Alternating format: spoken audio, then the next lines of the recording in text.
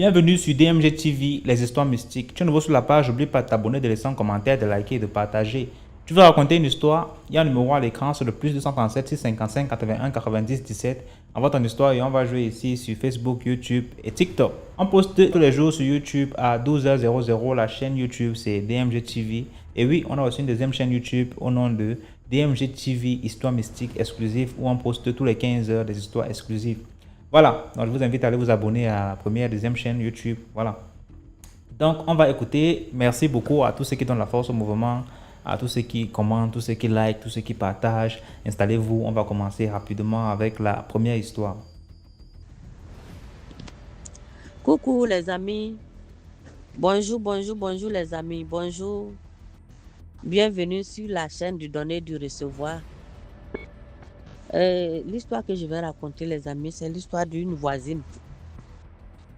C'est-à-dire la voisine, on était au quartier et elle allait au village, elle allait prendre une de ses petites soeurs. C'est-à-dire la dernière de la famille qui avait 10 ans.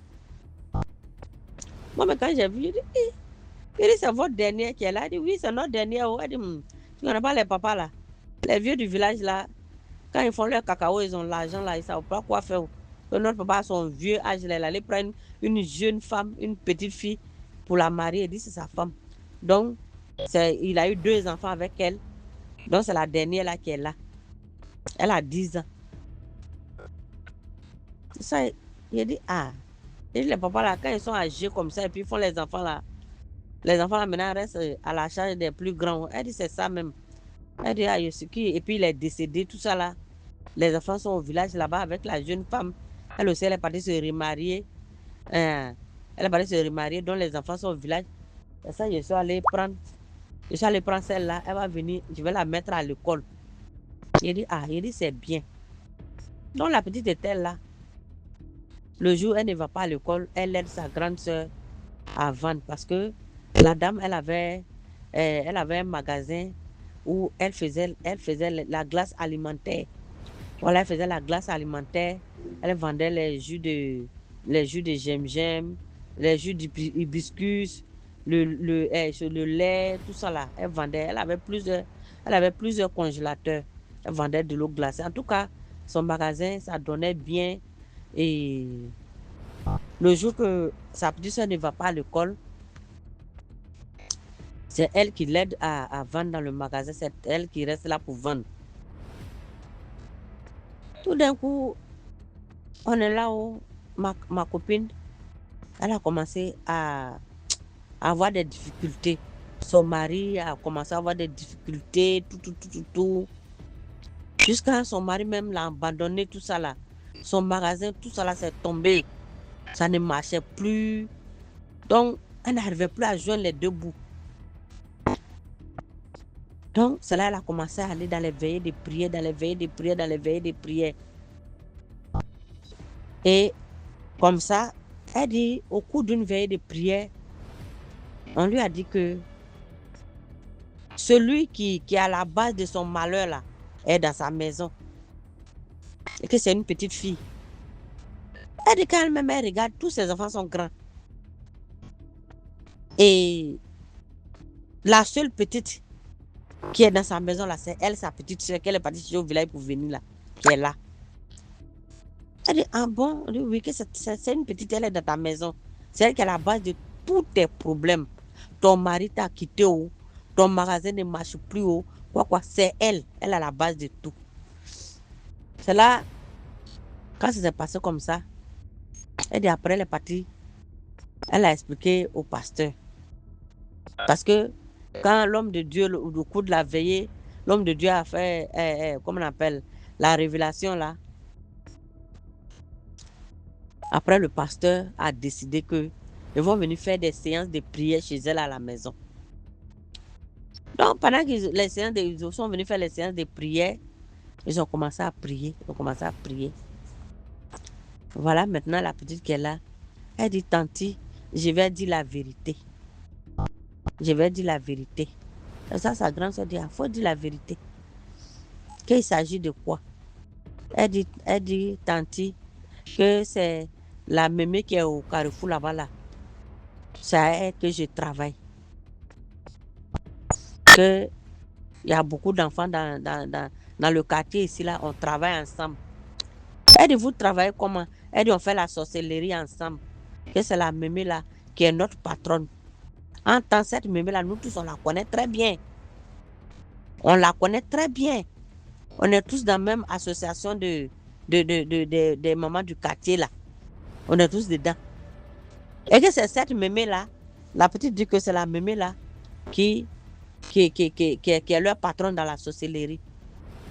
Et puis maintenant, la petite dit que elle est en train de maintenant de tout avouer. Hein. Elle dit que la mémé l'a dit que tu fais trop le malin au quartier, comme ton mari a l'argent là. Donc tu fais le malin au quartier.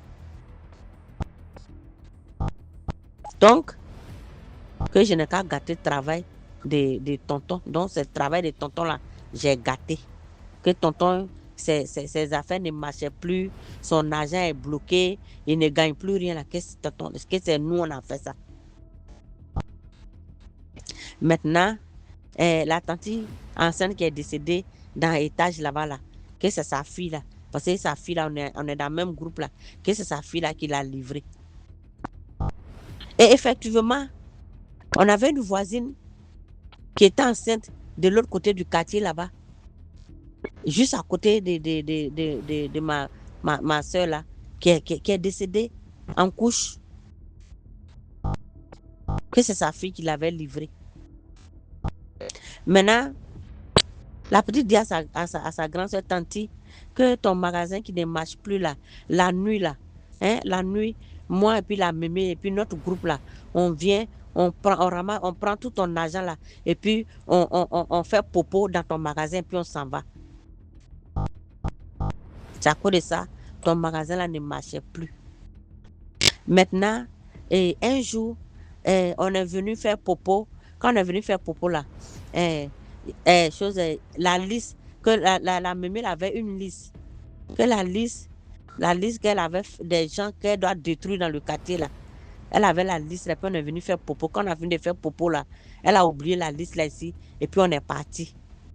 Que maman, tante, tu te souviens, un jour on était là, et puis elle est venue chercher son journal. Que tu te souviens? Et ça, ma soeur a dit oui, que je me souviens. Et ça, ma voisine me dit qu'un jour j'étais là, que la mémé là est venue. Que j'ai perdu mon journal, que je suis venue chercher. Et ça, je lui ai dit, tu es venu chercher ton quel journal? Qu'il n'y a pas de journal ici. Hein? Moi, il n'y a pas vu de journal ici. Elle dit, que mon journal là, je ne retrouve pas où. Et ça, elle lui a dit, maman, toi, tu es jusqu'à de l'autre côté du quartier là-bas.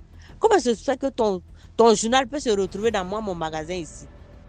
Elle dit, que je ne sais pas où j'ai mis. Donc, je cherche ça un peu partout.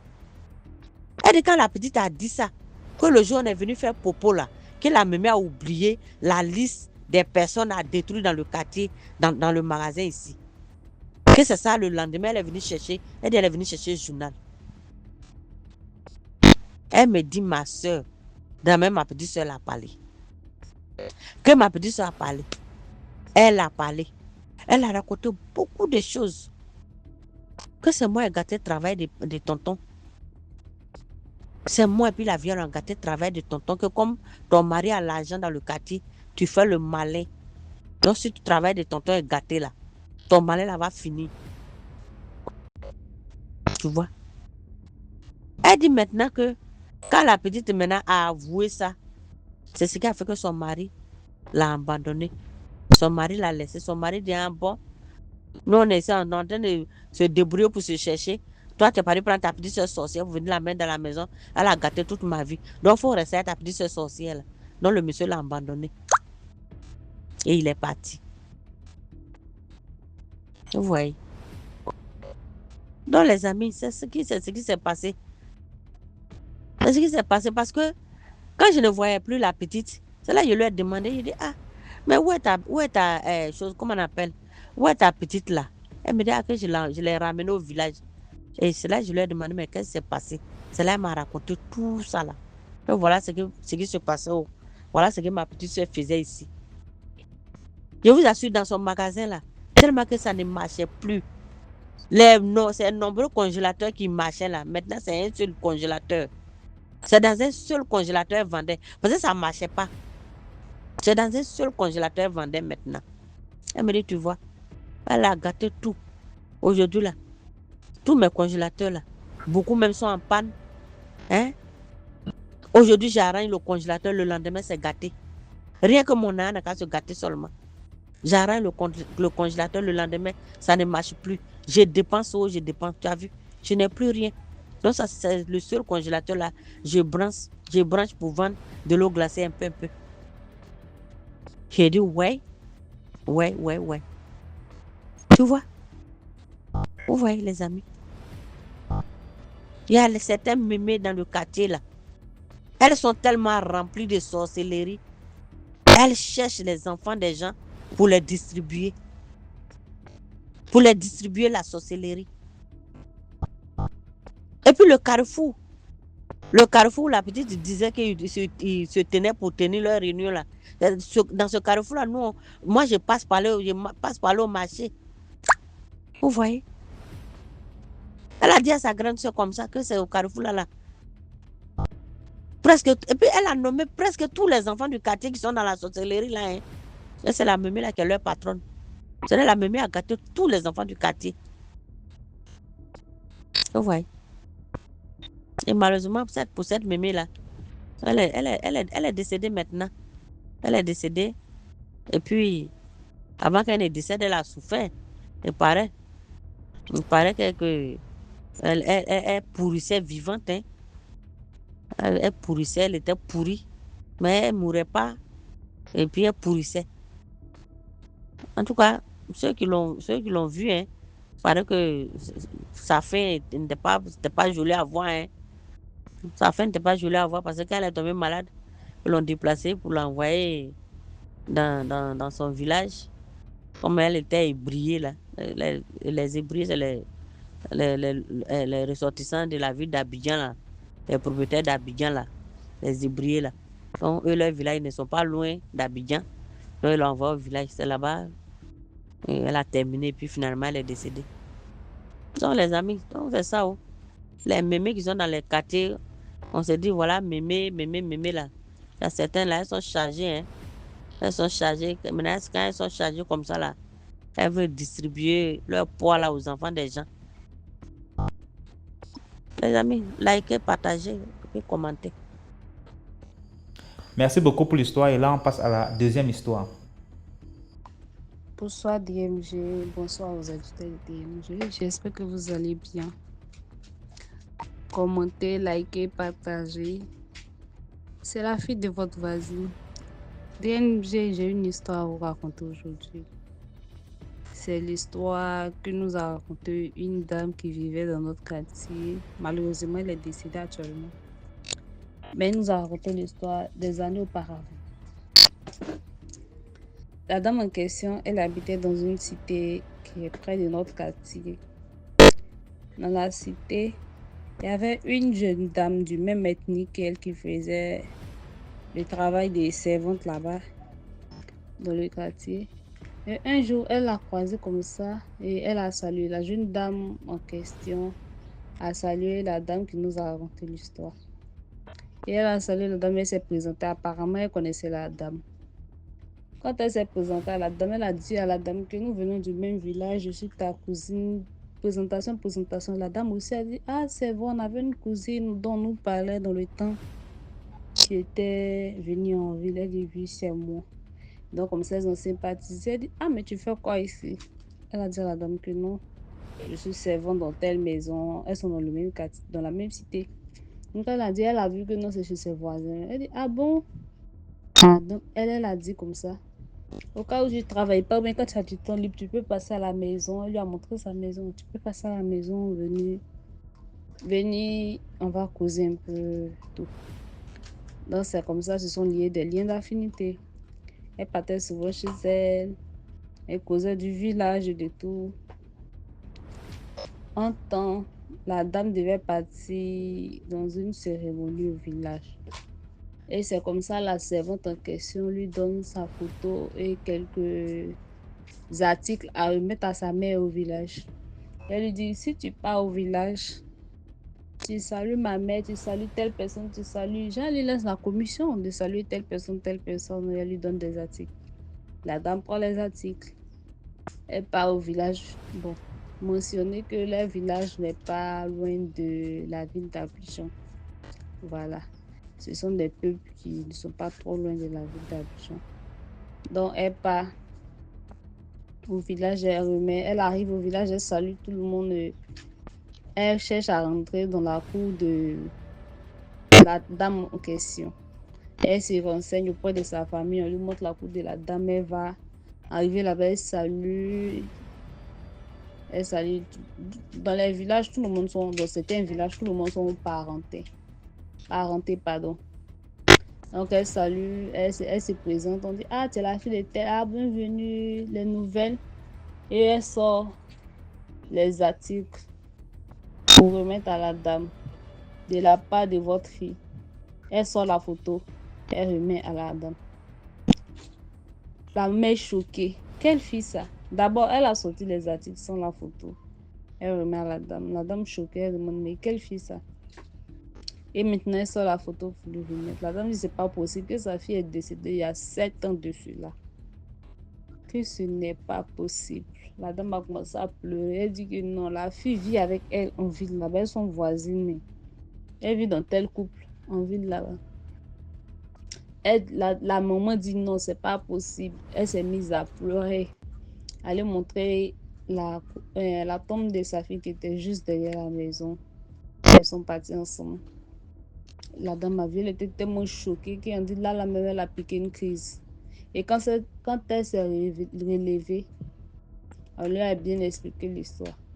Donc, comme ça, elle n'a même pas pu assister à la cérémonie. Donc, elle était partie au village. Le lendemain, elle a pris le cas avec quelques membres de la famille de la défunte qui était en ville ici. Pour venir, tellement qu'elle ne croyait pas et elle disait que la dame était réelle. Pour venir montrer que c'était vrai. Arrivée en ville ici, elle part directement chez les voisins, là où la dame y restait. Elle tape la porte, on ouvre. Elle demande après la dame, on dit que non, la dame est partie il y a quelques jours de cela. Elle ne croit pas. On dit un bonjour comme ça, on ne sait pas. On l'a envoyé, la dame, elle est sortie, elle n'est plus revenue. Et bien, ils ont fait des avis de recherche, tout ça. Ils n'ont pas trouvé. Moralité de cette histoire, je vous laisse tirer la moralité. Merci. Merci beaucoup pour l'histoire. Maintenant, on passe à la troisième histoire. Coucou les amis. Bonjour, bonjour, bonjour à tout le monde. Bienvenue sur la chaîne du donner et du recevoir. Coucou spécial à maman de Turquie, à mon frère Léonidas, et à Sam énigmatique de la Côte d'Ivoire, à mon frère Léonidas, comment on appelle? Mon frère Mambassa, mon frère Sagesse de Paul, et à notre reine Nkumu, à la fille du Sud, et à tous ceux-là que je n'ai pas pu nommer parce que je ne maîtrise pas tous les noms, je n'ai pas pu tout mémoriser les amis. Voilà, bienvenue sur la chaîne du donner, du recevoir. Likez, partagez et commentez. Voilà, l'histoire que je vais vous raconter s'est passée en Guinée et c'est ma petite soeur qui l'a vécue. Nous, notre ville natale, c'est la ville de Nzérékoré, c'est-à-dire la région forestière de la Guinée-Conakry. Et ma petite soeur vit là-bas avec ses enfants, avec son fils et ses petits-enfants. Ma petite soeur a eu qu'un seul enfant, les amis. Un seul enfant.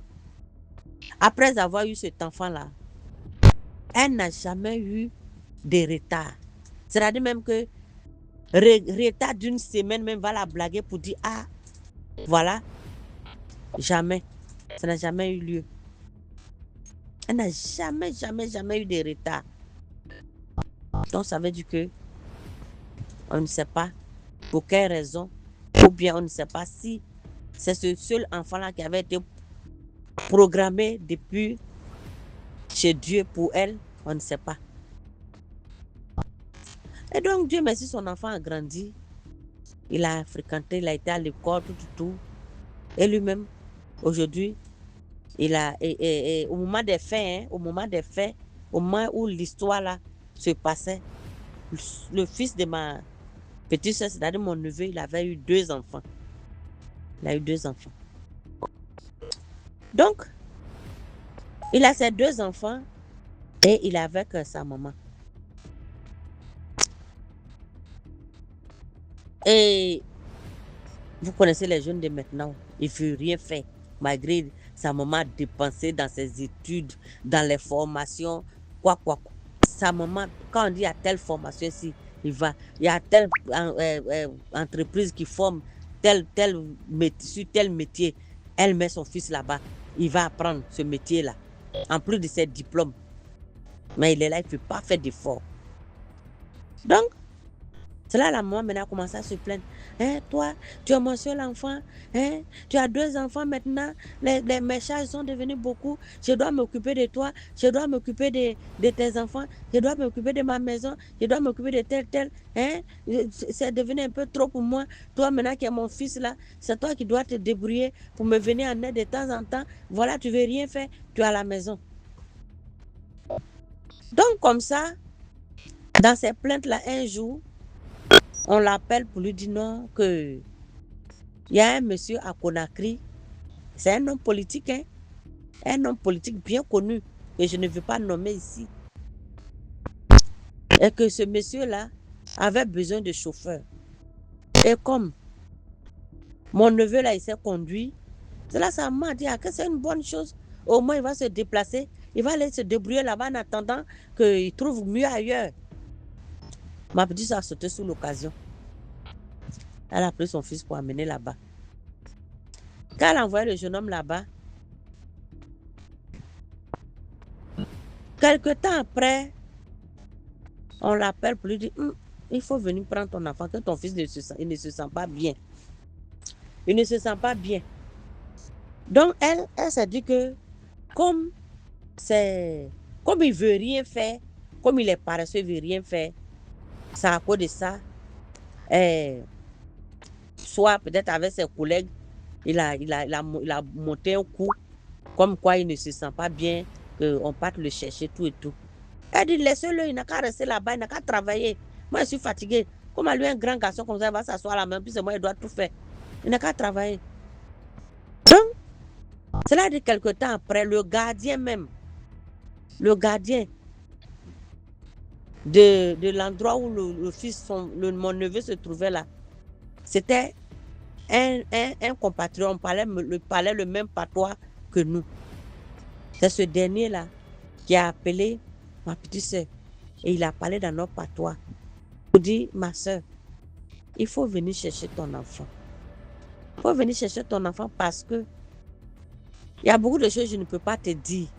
Mais si tu ne veux pas perdre ton enfant, il faut venir le chercher. Mais si tu veux le perdre là, il faut rester là-bas. Parce que ça fait 2 jours, ton enfant dort et ne se réveille pas. Il faut venir le chercher. Parce que ce qui est en train de se passer là, s'il était dû le fond, mais je ne peux pas aussi te dire, tu es une grande femme, je vais te parler en code. Si tu as compris, c'est ça. Mais viens chercher ton enfant.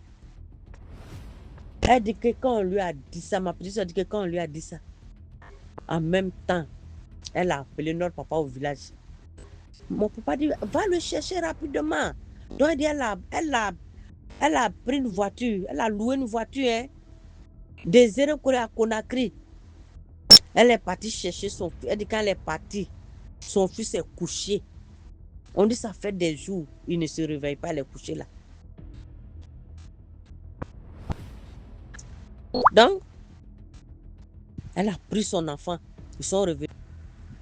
Donc, les amis, elle a loué une voiture. Elle est partie prendre son enfant. Quand elle est venue, elle a traversé la ville de Zéro-Corée. Elle a envoyé chez nous au village, parce que le papa l'attendait déjà là-bas. Le papa l'a pris, ils sont allés dans un autre village éloigné dans la forêt là-bas, chez un guérisseur. Donc, quand ils sont partis, ils ont commencé à soigner, traiter l'enfant, jusqu'à ce que ils reviennent à lui. Maintenant, elle dit que quand elle envoie son fils, avant même que le guérisseur va toucher l'enfant, le guérisseur lui a dit, mais ton enfant est en train d'être avalé par un serpent. Il est en train d'être avalé par un gros serpent. Heureusement que tu as vite réagi. Hein.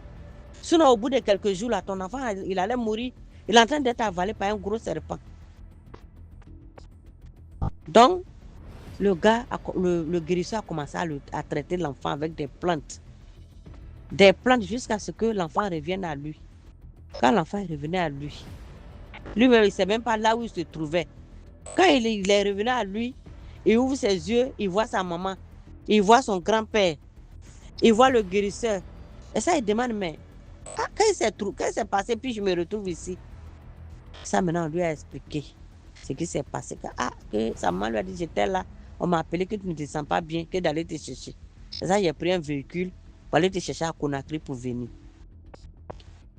C'est là, maintenant, l'enfant a commencé à expliquer. Quand il est devenu plus lucide, elle dit, son fils a commencé à lui expliquer que quand il était chez son patron, le politicien, c'est quelqu'un qui a beaucoup de moyens, qui est aisé. Il a beaucoup de moyens. Il a beaucoup de voitures dans son parking. Elle dit que, le petit dit que dans la cour de son patron, quelque part au fond de la cour là-bas, qu'il y a une mare.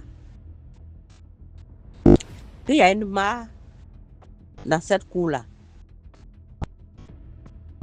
Et que cette mare-là, que son patron fait des adorations là-bas. Il dit qu'un jour, en songe, il a vu une jeune femme sortir de cette eau-là. Et que cette femme-là lui a dit de la suivre. Cela lui l'a refusé dans le songe. Hein.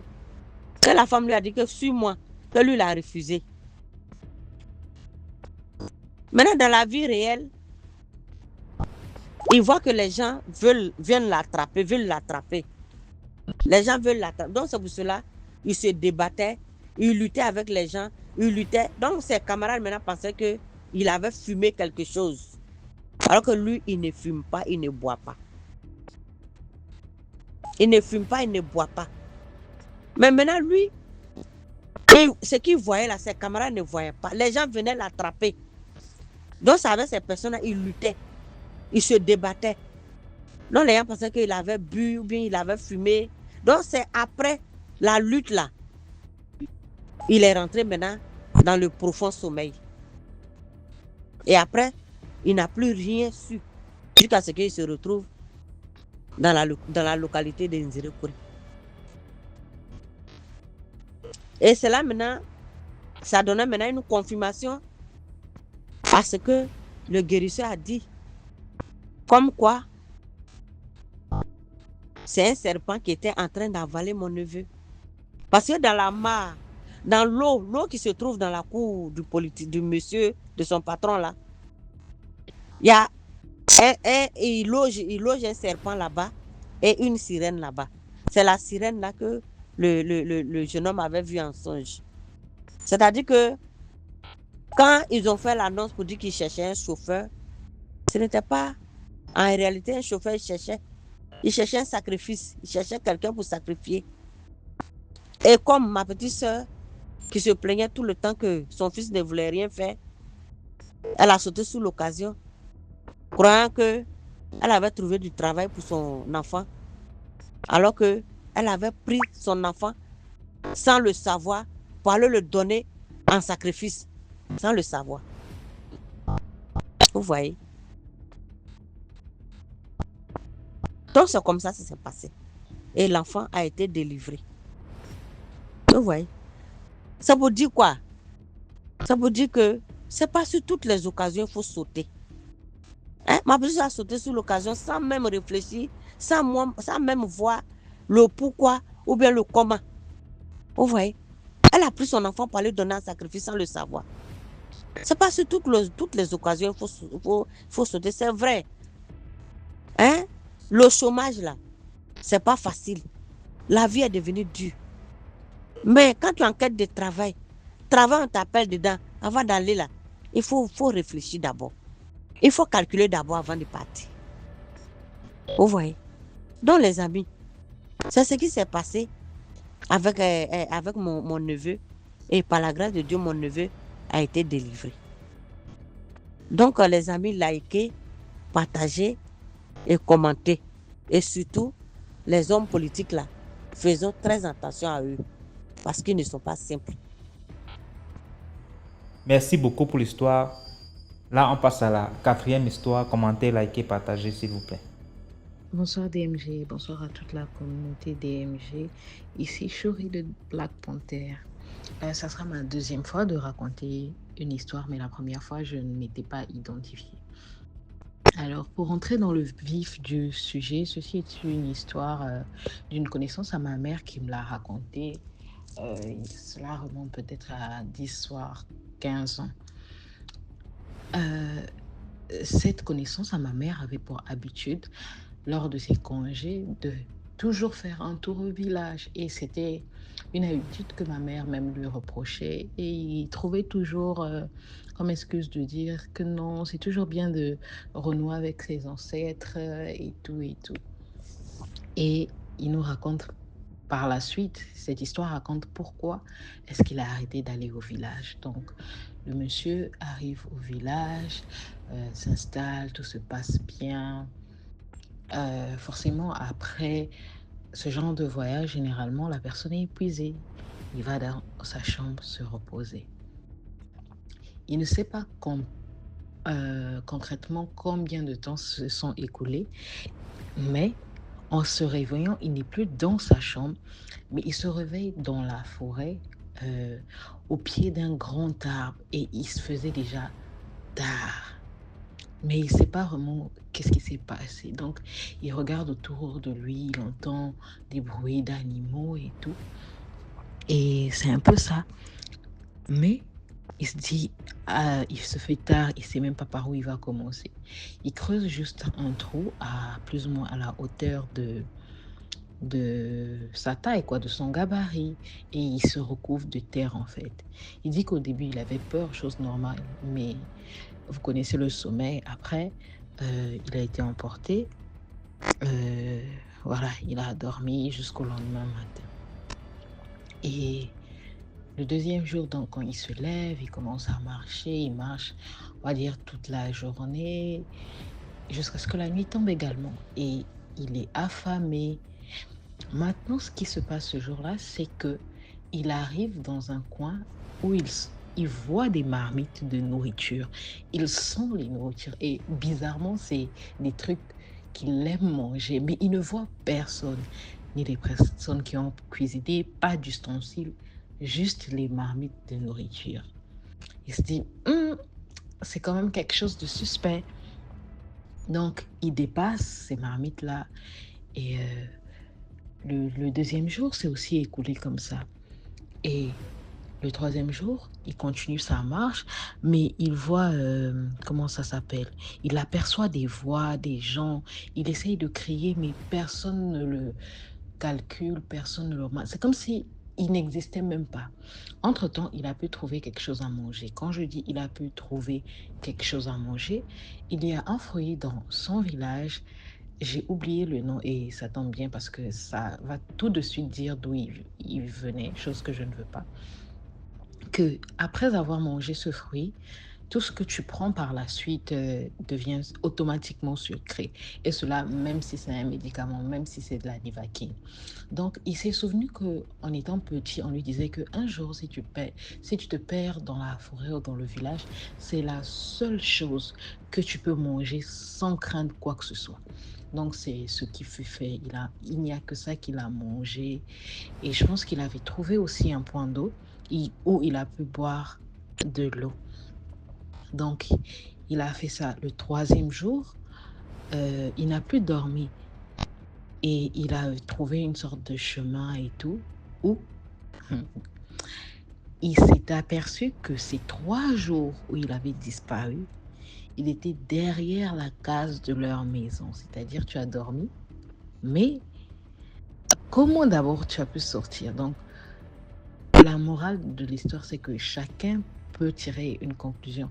On n'interdit pas de renouer avec ses racines, mais seulement, je pense que même à ce niveau-là, une certaine prudence s'impose. Alors, passez une très bonne soirée.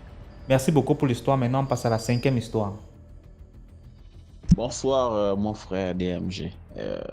J'appelle depuis le Gabon, dans le sud-est du Gabon, plus précisément Franceville, dans le Haut-Ogooué. Je viens juste pour raconter aussi une histoire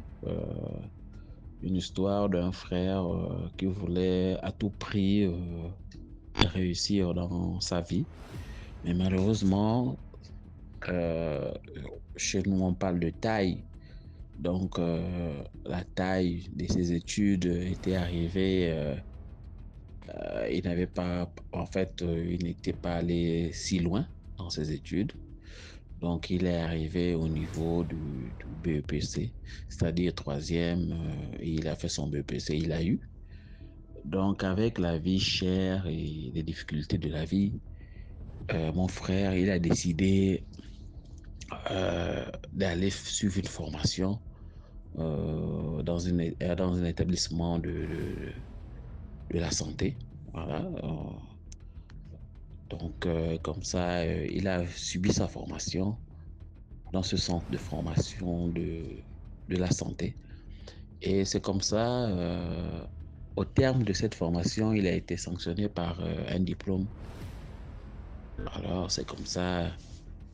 Et après ça, il a été affecté dans une structure hospitalière, donc un centre de santé. Voilà. Et de là, en fait, il est sorti avec son diplôme d'infirmier. Donc, après ça, le jeune homme a comme ça, il était en fonction. De là, avec son diplôme d'infirmier, il exerçait tranquillement dans ce centre de soins. Et avec tout le complexe qu'il avait et tout le reste, il a dit qu'il voulait être médecin.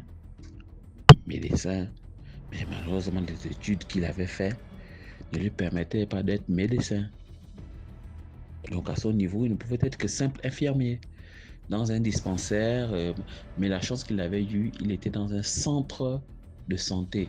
C'est-à-dire qu'un centre, un CHU, voilà. Donc il était là-bas en tant qu'infirmier. Il était aux urgences. C'était une bonne chose, il gagnait bien modestement sa vie. Mais avec le complexe qu'il avait, il voulait être médecin. C'était ça son but. Mais malheureusement, les études qu'il avait faites ne lui permettaient pas d'être médecin. Là-dedans, il a croisé un médecin. Le monsieur était responsable de la petite chirurgie. Voilà, c'était un médecin. Il a dit à ce monsieur, moi je veux être médecin. Monsieur, il a dit, mais tu as quel niveau d'études? Il dit, peu importe ce que tu me dis, je veux le faire, moi je veux être médecin. Donc le monsieur a commencé à l'entretenir un tout petit peu. Et un jour, le monsieur l'a amené à un briefing, enfin une réunion, très tôt le matin, voilà. Et il y avait des médecins et tout le reste, des chirurgiens, les sages-femmes et tout. Il a assisté à cette première réunion en tant qu'infirmier. Il a vu ce qui s'est passé. C'était juste un briefing avant le déploiement dans certains secteurs, voilà, de cet hôpital-là. Et lui s'est dit, non, voilà ce que je voulais faire depuis longtemps. Donc, le monsieur l'avait pris, il l'avait mis à ses côtés. Donc quand le monsieur faisait les tours des chambres pour voir les patients et tout avant de donner les diagnostics et donner tout le reste, il était avec ce monsieur-là. Quand lui visitait les malades, il était avec ce monsieur-là. Et c'est comme ça qu'il dit au monsieur, je veux être médecin comme toi. Il t'a dit, mais tu n'es qu'un simple infirmier. Tu veux être médecin comme moi. Comment? Il dit, non, tout ce que tu me diras, je vais le faire, voilà, je le ferai et tout. Le monsieur a dit, non, tu ne peux pas. Au moins, tu fais au moins, tu vas tu repars à l'école, tu vas une structure, voilà, universitaire qui fait dans la santé et tout le reste. Et de là, au sortir de là-bas, tu seras sanctionné par un diplôme. C'est ça. Donc, tu feras tes 7 ans voilà, d'études et tu dis non, moi, je n'ai pas besoin de faire tout ça. Moi, tout ce que je veux, il faut que je sois médecin.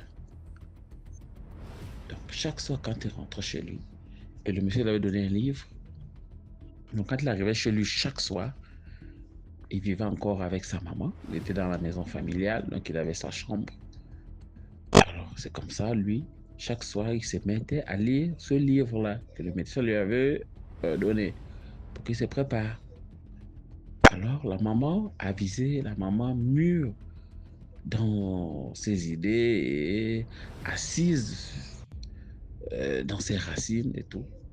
Maman lui dit, mais ce que tu es en train de lire là, il faut avoir les épaules pour pouvoir euh, supporter ce qui sortira de là. Il dit à maman, non, ça c'est pas ton niveau. Moi, je suis en train de lire ce livre-là, lire ce livre-là parce que je veux devenir médecin. Elle dit, mais tu vas devenir médecin comment? Tu as un niveau BPC. Et tu es allé au centre de formation de la santé pour sortir infirmier. Et tu es infirmier. Comment tu vas devenir médecin? Tu n'as pas fait des études universitaires pour que tu deviennes médecin. Donc, il dit, moi, je veux devenir médecin. Et c'est comme ça. Il mûrissait toujours cette idée-là. Il le faisait. Donc, il se levait chaque matin. Il allait dans ce centre hospitalier. Il allait prendre son service. Et avec ça, une fois le DRH, pas le DRH, le directeur de la santé régionale, voilà, le DRS, voilà, le DRS avait fait des affectations. Et son nom était sorti, il devait aller dans un dispensaire de la place. Et le nom étant sorti, donc on enlevait du centre de santé régional, il avait refusé. Parce qu'il voulait rester à côté de ce médecin-là, qu'il avait déjà promis qu'en restant à mes côtés, tu deviendras médecin. Et c'est pour ça qu'il est allé voir le DR. Il a refusé l'affectation. Parce que le DR a dit, mais quand tu vas là-bas, tu es chef de dispensaire.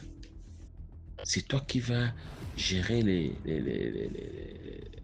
villageois et tout le reste. Voilà. Les populations rurales, c'est toi qui vas gérer ce monde-là. Tu pourras faire des provisions, tu pourras faire des affaires. Il a refusé complètement. Il dit, laissez-moi en ville, laissez-moi au centre. Moi, je vais rester là. Est-ce comme ça qu'il a réussi à rester, à refuser l'affectation? Il est resté. Et là, 1 an, 2 ans, 3 ans passés, il dit au médecin, dis-moi ce qu'il faut faire parce que le livre que tu m'as donné, j'ai pris connaissance et donc je suis. L'autre lui dit non, si tu veux, viens avec moi ce soir. Je vais te présenter à d'autres médecins et tu verras, ça va aller. Et ce soir, il a honoré au rendez-vous. En allant à cette rencontre, ils se sont retrouvés dans un lieu vraiment différent de leur centre de santé. Et de là, on lui a donné des conditions. Si tu veux devenir médecin, tu dois t'affilier à tel groupe. Tu dois faire des choses comme nous. Il dit, dites-moi ce que je dois faire pour que je devienne médecin. Moi, mon but, c'est celui-ci. Et c'est comme ça. Il est rentré, il a signé. En signant, il a dit, lui, son objectif, c'est d'être médecin. Et dorénavant, on doit l'appeler docteur. Les autres ont accepté. Il a signé et là-dedans, on lui a dit, pour que tu sois confirmé, tu dois aller coucher avec ta maman. Il dit, mais comment je vais coucher avec ma maman? Non, tu dois le faire. Quand tu le fais, tu reviens, tu ne te laves pas. Tu reviens avec tout ce que tu as eu à faire, les sémences et sécrétions. Tu reviens ici, nous, on va te nettoyer. Et de là, quand tu arriveras, tu serais nommé ou avec nous-mêmes, nous, on va tout faire. Dans ce centre de santé-là, tu serais médecin. Il a accepté. Le soir, il rentre chez lui. Il arrive, il mange comme d'habitude. Et la maman, après l'avoir servi, est allée se laver. La maman qui lui avait dit, ce que tu cherches, ça va te dépasser. Il faut avoir les épaules pour supporter. Et là, la maman a fini de le servir. Il a mangé. La maman lui a dit, je suis en train d'aller au lit. Il a dit, va dormir. Ne me suis pas, moi je suis en train de regarder, de lire mon livre. Et c'est comme ça. La maman a dormi. Lui aussi, il est resté. Et après, c'est allé dans sa chambre. De sa chambre, il est sorti de là-bas nu. Pour traverser le couloir pour aller voir sa maman et coucher sa maman. Quand il arrive dans la chambre de sa maman, j'ai dit bien, il arrive dans la chambre de sa maman. Il met la lumière, la maman dormait. Il enlève le drap pour vouloir monter sur sa maman. Il a enlevé le drap. La maman dormait en petite tenue. Donc il a enlevé le drap de sa maman. Il a enlevé la petite culotte de sa maman. Quand il enlève, il trouve le sexe d'un homme. Il a trouvé le sexe d'un homme. Et quand il regarde bien, c'est sa maman qui dort avec les seins et tout le reste. Mais le sexe qui est en bas, c'est pour un homme. Debout. Il a crié cette nuit. La maman dormait. Il a crié, il est sorti. Et quand il est sorti de là, il allait dans sa chambre. Il a fermé sa chambre. Il a dormi. Le matin, très tôt, il est sorti de la maison, il est parti. En arrivant au centre médical, il a trouvé ce médecin-là. Et il lui a dit, mais c'est que vous m'avez dit de faire. Je suis allé. Mais celle que j'ai trouvée là-bas, c'était un homme, c'était pas ma maman. Il dit, mais comment ça ta maman est devenue homme? Il dit, j'ai trouvé mon maman bandée. Il dit, non, tu peux pas nous dire ça. C'est ta mère. Tu l'as bien vue. Il dit, je l'ai vue avec les seins, mais elle était bandée. Il a fait 2 jours dehors. La maman n'avait pas réagi. Quand la maman s'est réveillée, elle s'est réveillée normalement. Elle a continué ses activités et tout et tout. Et quand il revient les 2 jours après, pour venir essayer, je lui ai dit, non, vas-y essayer. Quand tu partiras, tu trouveras que ta maman est devenue femme. Ils lui ont donné des incantations, des trucs à faire et tout et tout. Et quand il arrive, sa maman lui dit, mon fils, il faut savoir ce que tu veux dans ta vie.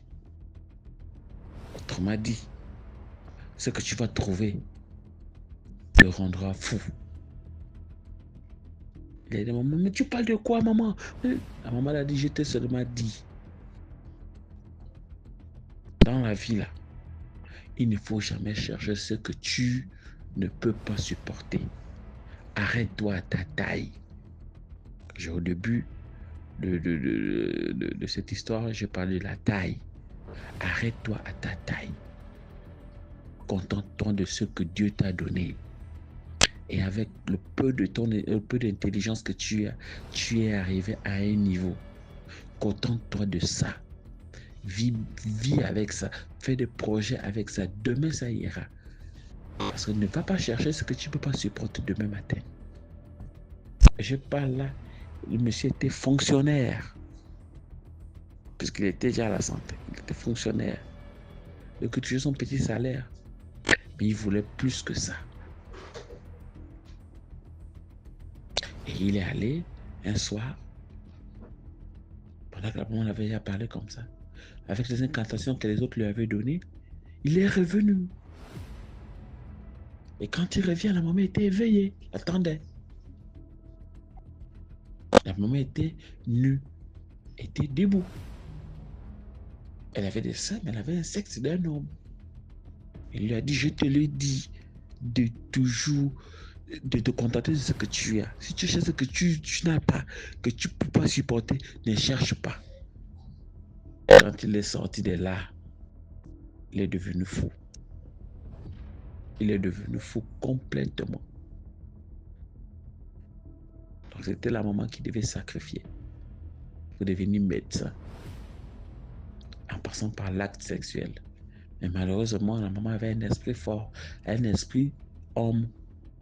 Ce qui fait que quand il venait de temps en temps, quand il venait, il ne trouvait plus sa maman, il trouvait un homme qui était là. Donc c'est pour dire que dans la vie, il faut toujours se contenter de ce qu'on a. Tu n'as pas fait de longues études, tu allais faire une formation, contente-toi de ça. Vis avec, fais des projets, organise-toi. Et tu verras que la vie serait très simple.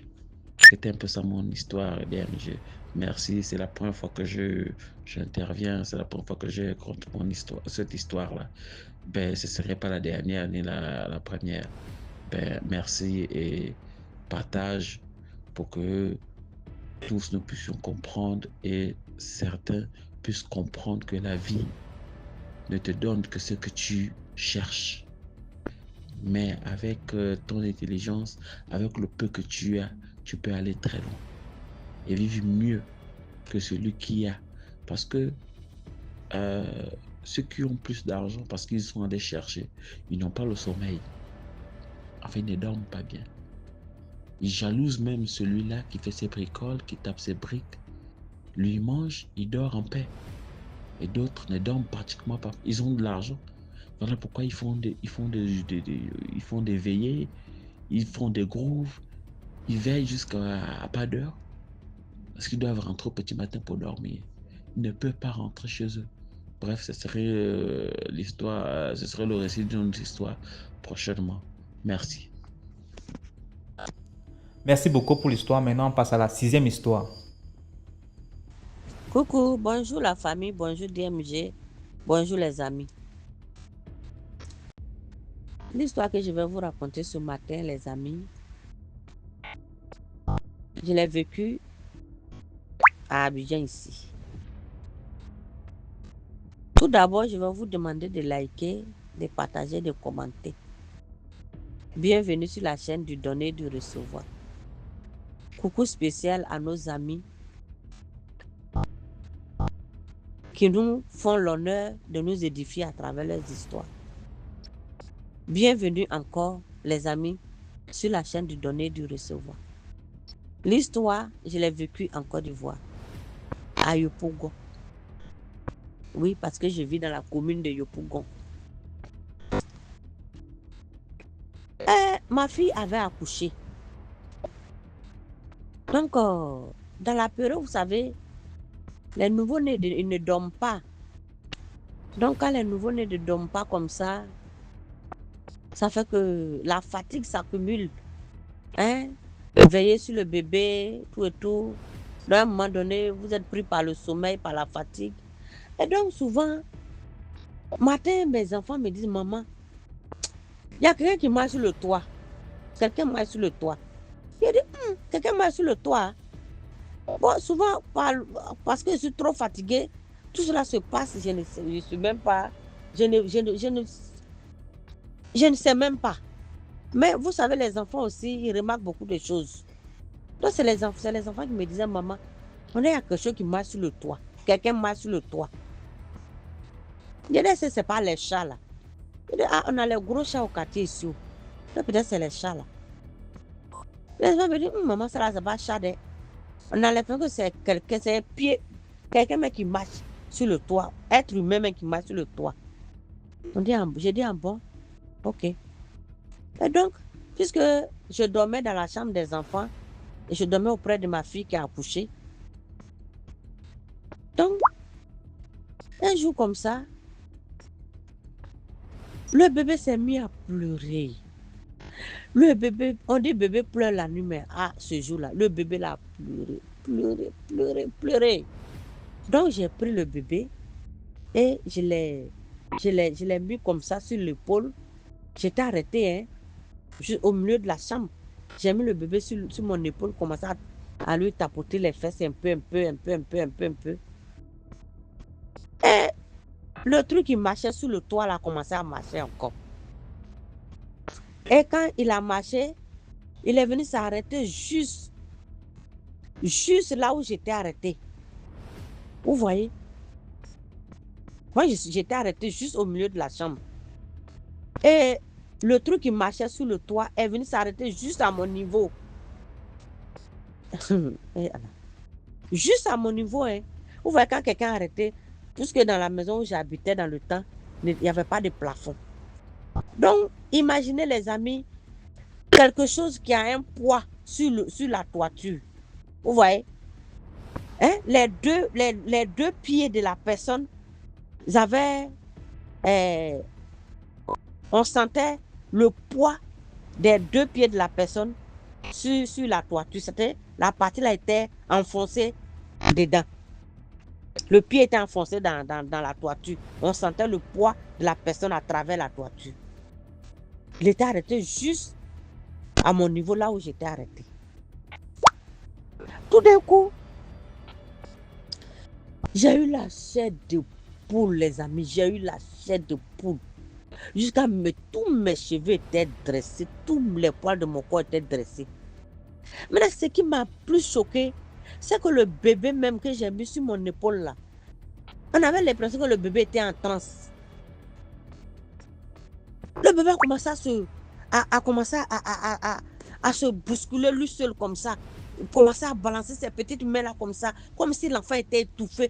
Puis l'enfant emmenait sa tête par derrière comme ça. Le bébé a commencé à se cambrer dans ma main, commencé à se balancer comme ça. J'ai dit, mais c'est quoi ça? C'est là que j'ai réveillé ma fille là. J'ai dit, lève-toi, tu vas prendre l'enfant là. Il se passe quelque chose qui n'est pas normal. C'est là que j'ai commencé à prier. J'ai commencé à prier. J'ai dit, toi qui te trouves sur mon toit là, je t'envoie le feu du Saint-Esprit. J'ai commencé à prier. Commencé à prier. C'est là, quand j'ai commencé à prier, la personne a commencé à se déplacer un peu. Et puis, il a disparu. Il est parti. Oh. C'est là que j'ai porté ma petite culotte. Je me suis déshabillée. Je n'ai pas porté de haut, mais j'ai porté une culotte. Et je suis sortie. Je me suis arrêtée au milieu de la cour. Parce que dans la cour où j'habitais, quand tu rentres dans la cour, avant de rentrer chez moi, il y a un petit portail. Donc j'ai ouvert le petit portail. Et je suis allée m'arrêter au milieu de la cour. Et c'est là que j'ai commencé à parler. J'ai dit, vous qui marchez sur ma maison là, vous marchez sur ma toiture. Moi, je ne sais pas où vous partez, je ne sais pas où vous quittez. Et je ne veux même pas le savoir. Je ne sais pas dans quoi vous êtes. Je ne veux pas le savoir. C'est votre vie, c'est votre choix. Mais de grâce, laissez-moi en paix. Laissez ma famille en paix. Que ma toiture là, ce n'est pas une autoroute. Vous pouvez tracer votre route ailleurs, mais ne tracez pas votre route sur ma toiture. La maison que je paye là, je dois dormir dedans en paix. C'est là que j'ai dit, nous sommes quittés, chacun dans sa région. Nous sommes venus nous chercher à Abidjan ici. Mais pendant que certaines personnes sont en train de dormir et que vous êtes en train de faire autre chose, ça c'est votre choix. Faites ce qui vous plaît. Mais laissez-moi tranquille. Laissez ma famille tranquille. Laissez ma maison tranquille. Là où vous partez là, C'est vous qui connaissez. Donc, tracez votre chemin ailleurs. Sinon, à partir d'aujourd'hui, celui qui s'hasarde sur ma toiture, il va brûler. Il va brûler. C'est là que j'ai commencé à parler. Je vous assure, les amis. J'ai parlé de 4 heures du matin. Ça s'est passé à 4 heures du matin. J'ai parlé de 4 heures du matin. 3 heures. J'ai parlé de 3 heures du matin jusqu'à 6 heures. J'ai parlé. Jusqu'à notre cour est grande. Je marche, je vais au grand portail. Je parle. Jusqu'à je vais au l'autre bout de la cour, je parle. Jusqu'à ce qu'il fasse jour. Jusqu'à la fin jour, les gens ont ouvert leurs portes. Et puis j'étais arrêtée dans la cour, en train de parler. C'est là maintenant, il y a une de mes voisines qui est chrétienne aussi, qui prie beaucoup. C'est là elle va venir me dire, ah maman de telle, ah toi c'est maintenant tu as vu ça. Et c'est maintenant toi tu as vu ça. Moi il y a longtemps je vois ça ici. Et ça il dit, ah s'il y a longtemps ils sont dedans, ils n'ont qu'à faire. Mais on n'est pas en association. Là où il y a leur association, là, ils n'ont qu'à aller là-bas. Moi, je n'ai pas d'association avec quelqu'un. Donc, il ne faut pas que quelqu'un va m'aider. Vous voyez? Donc, depuis que je suis sortie, que j'ai parlé comme ça, là, les amis, celui qui passait sur la toiture, là, en tout cas, si quelqu'un passe maintenant, là, peut-être c'est rare. Parce que souvent, les chats aussi, ils ont tendance à courir sur la toiture. Tout ça, là. Vous voyez?